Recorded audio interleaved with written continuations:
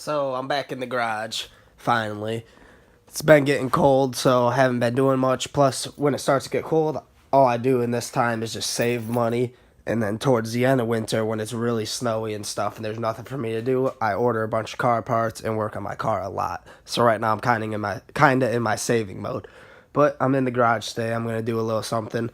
And I'm gonna be adding on to this video later on because I got a few parts coming in, and I'll be working on my car some more later, probably in the next week or so, and then I'll drop this video. But before I do anything, I'm waiting for my garage to warm up because right now it is freezing. So I'm sitting next to the heater, which is right behind me over here. Sitting in my hot seat, just warming it up a little, and then I'm gonna get to work. And by the way, my car doesn't sit outside. The only reason I had it outside is because I had a few friends over in the garage last night, and I pulled it out so that we could have room in here. So it was just out overnight, pulled it back in. But she doesn't sit outside. She sits nice and enclosed in my garage.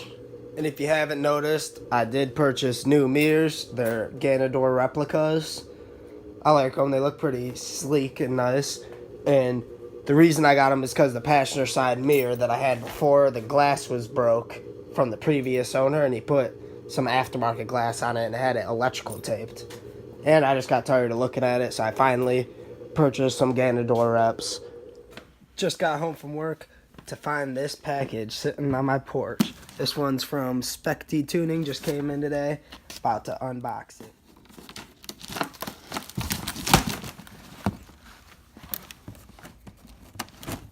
Using the smallest snippers ever. What? They get the job done.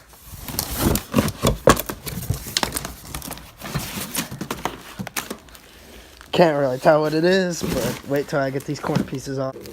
Initial reaction is they overpackaged the crap out of this. There is so much tape and so much foam on these corners. Getting a workout trying to get these off. Feels like Christmas. So as you can see now, these are seat brackets for my seat up there that I've had for a while. I could finally put it in now for the driver's side. This one's a passenger side, driver's side still in the box down there. Just gonna set this one to the side for a while until I can afford another seat. But these are budget seat brackets, got them for pretty cheap. Looking at all the welds, they don't look nice, but they look strong. The coating looks nice. Can't complain about that. And we're gonna see how the fitment looks in a minute. A con of budget seat brackets is they're boxed. They aren't fully boxed. They're half boxed, open at the bottom, which is not as strong as a fully boxed one. And then like this tab on the edge could be welded, make it a little bit stronger. Stuff like that. So they aren't the strongest, but they'll get the job done for now. Just to get my seat in so I can, the only reason I got a seat is so I can stop sliding around when I'm drifting and be more comfortable while driving. And later on I'll get some better seat brackets. Soon I'm gonna be ordering harness bar and seat harnesses, and I'll have those in, so I'll have like a 5 or 4 point seat belt. So the seat brackets I ordered are universal racing seat bracket. So about to show you what my dilemma is. The holes on the seat are smaller in distance than the actual mounting holes on the seat bracket. So what I'm gonna do, I'm gonna drill holes in the seat bracket to where my seat bolt holes are, bolt it down, and then hopefully this bracket bolts directly in and everything will fit nice. Now real quick, I'm gonna pull out this driver's seat because I got my bracket on halfway, and I'm gonna test fit it and see if I want to move it a little bit forward or a little bit back, because I don't have sliders. I don't want sliders personally. I rather have my seat fixed, and I'm gonna be the only one driving it anyway, so no one's gonna complain.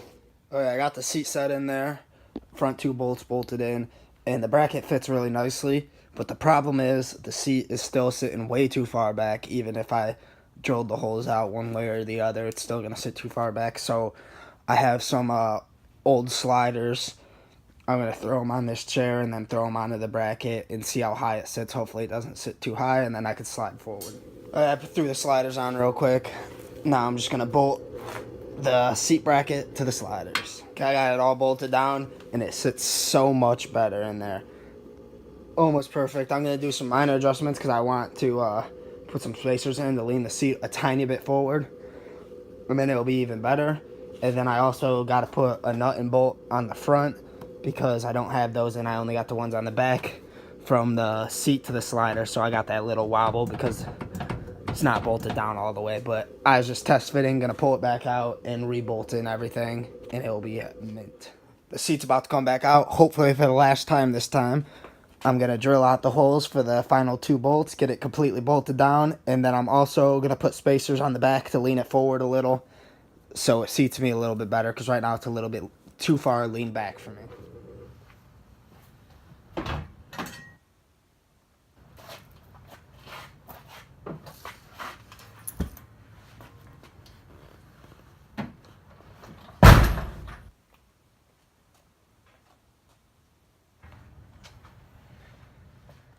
Okay, I got that all finished up, all bolted down, all 4 bolts. I put the slider back on, the slider handle actually, to release it.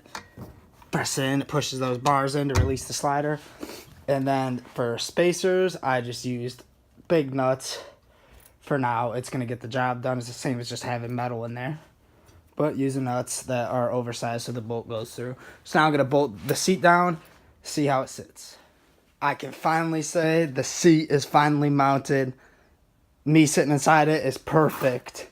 I love the way it sits. Nice and comfortable in there. I'm not going to be sliding all around when I'm drifting anymore. Another closer look at the seat. The seat is really clean. John cleaned it up really nice.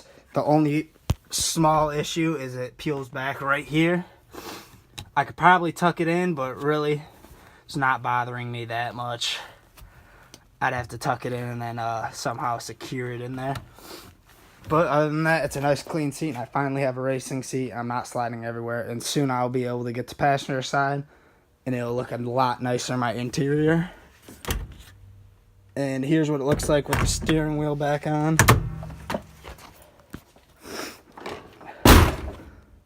Looks pretty nice, as I say so myself. And it looks like it's really far lean back, but it's really not. That passenger seat's just lean really far forward right now. So, it's mint. It's a new day, and today something came in the mail for me. Something a little bit simple. It's my rear strut bar. Same one as my front. Got it from FR Sport. Just a basic black with chrome. Going on the back in between the 2 strut towers to add a little bit more support and stability. So, nothing fancy. Didn't unbox it for you guys because I just unboxed it in my warm house instead of doing it out here in the cold garage. But you're going to throw this in. It's going to take literally a solid 45 seconds. Just got to take off the 2 top hat bolts on the coilovers off.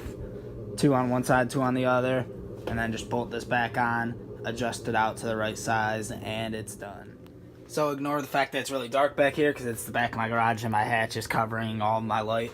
But what you're going to do is pull the little covers off the top of the coilovers, expose your 2 bolts, take your ratchet and your socket, and take off the 2 bolts on that side, 2 bolts on that side, and then I got my ground cable for my battery since it's in the back also on there, so I got to take that off.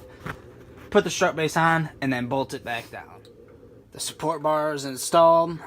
Looks pretty nice, I guess. It's just basic, whatever. But decided to move my ground because it is bolted right to this top hat cap, and now I got a painted surface, and I don't want to sand this. So I'm moving my ground cable to right here in my spare tire wheel well. So I grind it down already. I'm going to send a drill bit through it and then send a self-tapper in through the fresh hole. So change of plans. The threads doesn't hold too well in this wheel well. I've seen people do it there, but I didn't really like it. The bolt was kind of loose and it didn't really thread well because I don't think the metal's thick enough right here. So instead I just put it right above the strut tower in a already existing hole, and it's holding pretty tight. No movement at all in there, so I think I'm going to leave it there for a while. I'm just going to take it off and clean up the surface, and it's going to stay there, and hopefully it all runs good. I put power to it, and we got good power, so we're going to see if it has any issues running one day when I drive it. But, yep, there it is. Okay, so I'm at work right now finishing off the video. Basically, I was going to add on to the video and put on the new parts that I'm expecting to come in the mail soon, but there's a trouble with delivery and they haven't come in yet, so I'm waiting on those, and I'll start a new video to install those. I got a few more things coming in, and then I'm going to start ordering some more parts, and that will be in, and maybe I can get John to do something to his car and record that also, so be expecting that in the future. Thanks for watching the video, and tune in for next time.